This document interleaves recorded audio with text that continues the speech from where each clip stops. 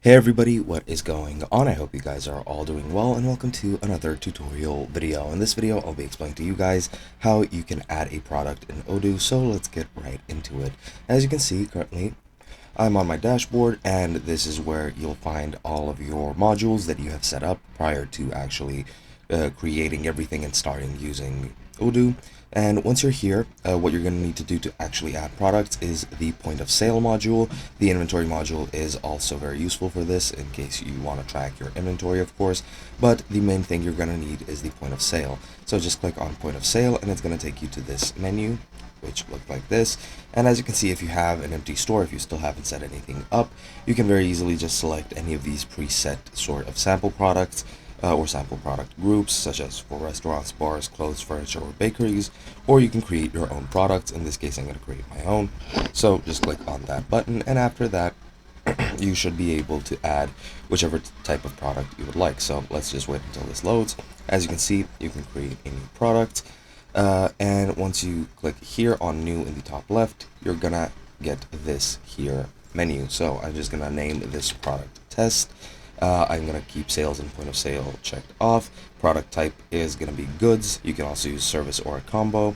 Invoicing policy can be ordered quantities or delivered quantities. So I'm just gonna click ordered. You can track the inventory and quantity on hand. I'm gonna set to 10 for now. And the sales price is gonna be 20. Sales tax is going to be 10%, for example, just like that. The cost is going to be 30. Purchase tax is going to be 20. Let's just keep it at that. And once you set everything up, you can also set up the category, the reference, and the barcode if you have it. You can keep it like that. You can also add internal notes, and you can also go and set up the sales options. You can set up the point of sales option.